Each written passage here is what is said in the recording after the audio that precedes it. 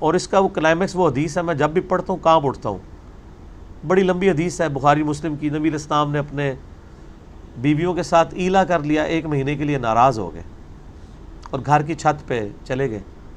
سیدنا عمر جب پہنچے وہاں پہ، بڑی لمبی حدیث ہے، آج مان لی جنید جمشید صاحب کے دفاع میں جو میں نے لیکچر دیا تھا اس میں نے وہ پوری حدیث سنائی ہے۔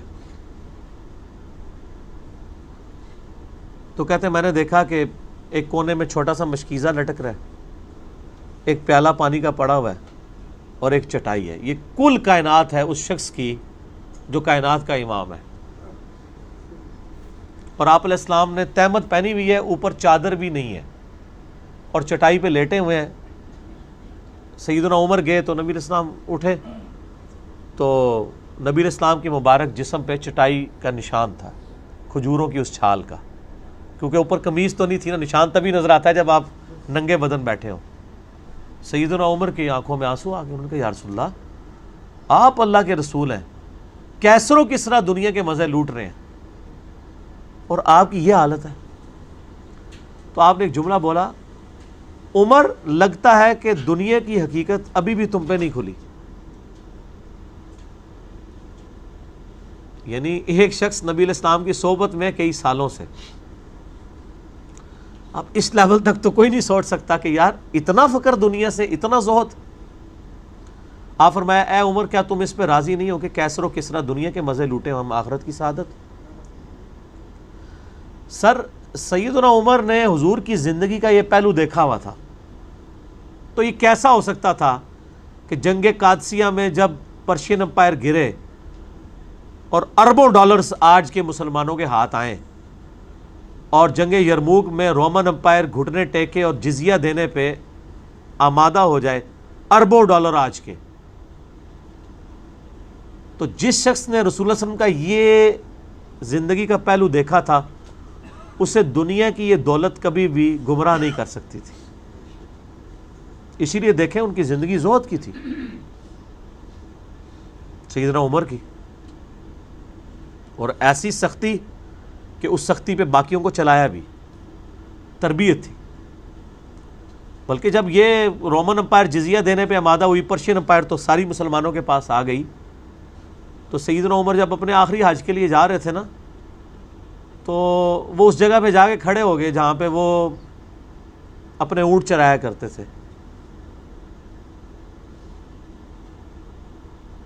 تو ساتھیوں نے پوچھا تو انہوں نے کہا میں آج اپنا ماضی یاد کر رہا ہوں کہ میں ایک بڑا اکھڑ قسم کا نوجوان ہوتا تھا اور میرا باپ مجھے مارا کرتا تھا کہ تجھ سے تو بھیڑے بکریاں اور یہ اونٹ نہیں چرائے جاتے، تو نے بڑا ہو کے کیا کرنا ہے؟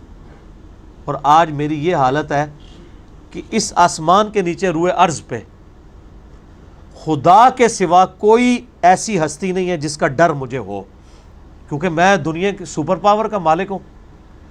سر جب صدیوں کی رومن اور پرشین امپائر جس شخص کے سامنے گر جائیں، تینوں بر اعظموں پہ اس کی حکومت ہو، تو وہ کہتے تھے فزیکلی میری اس وقت یہ حالت ہے کہ اللہ کے علاوہ مجھے کسی کا ڈر نہیں ہے، یعنی دنیا کسی بندے کا ڈر ہی نہیں، کیونکہ مجھ سے اوپر کوئی نہیں ہے۔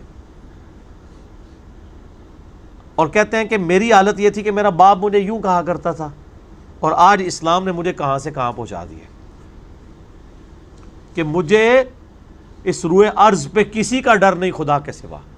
اتنی بڑی بادشاہت جس بندے کو ملی ہو اور اس کی زندگی زہد کی گزر رہی ہے۔ اسی لیے اسلام میں جو پہلی دراڑ ہے وہ سیدنا عمر کی شہادت ہے۔ بخاری مسلم کی حدیث ہے کہ نبی علیہ السلام نے فرمایا میری امت اور فتنوں کے درمیان ایک دروازہ ہے، جب وہ دروازہ توڑ دیا جائے گا تو میری امت پہ فتنے شروع ہو جائیں گے۔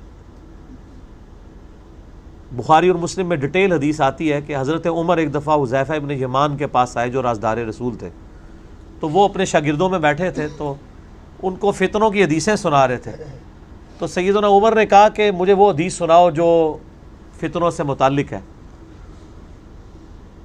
تو انہوں نے کچھ باتیں بیان کی، انہوں نے کہا نہیں، وہ بڑا فتنہ جو آئے گا سمندر کی موج کی طرح۔ حذیفہ ابن یمان نے کہا امیر المومنین آپ کو اس فتنے سے کوئی خطرہ نہیں ہے، اور اس فتنے اور امت کے درمیان ایک دروازہ ہے. تو سیدنا عمر نے کہا وہ دروازہ کھولا جائے گا یا توڑا جائے گا؟ تو حذیفہ ابن یمان نے کہا وہ دروازہ توڑ دیا جائے گا، اور جب وہ دروازہ ٹوٹے گا تو فتنے امت پہ جس طرح آپ ایک ڈیم کا گیٹ توڑ دیں، ایک تو ہے ڈیم کا گیٹ کھولنا، پھر تو مینیجیبل فارم میں پانی نکلتا ہے، اور ایک ہے گیٹ توڑ دیں پھر تو سیلاب آتا ہے. تو سیدنا عمر نے پوچھا کہ یہ وہ دروازہ توڑا جائے گا یا کھولا جائے گا؟ تو انہوں نے کہا توڑا جائے گا. بس یہ بات کر کے حضرت عمر واپس چلے گئے. بخاری مسلم کے الفاظ ہیں. اب وہ سارے کے سارے تابعین جو ہے نا آپس میں خسر پسر کر رہے ہیں کہ یہ کیا کوڈ ورڈ میں گفتگو ہو رہی ہے، ظاہر ہے اس میں الفاظ تو کوئی بھی نہیں ہے. تو انہوں نے پھر حضرت حذیفہ سے پوچھا کہ حضرت عمر کیا باتیں کر رہے تھے، ہمیں تو نہیں سمجھ آئی، آپ کا نہ جواب سمجھ آیا نہ ان کا سوال. تو انہوں نے کہا کہ حضرت عمر جانتے ہیں وہ فتنہ کون ہے، وہ دروازہ کون سا ہے جس کے بعد فتنے کھلیں گے.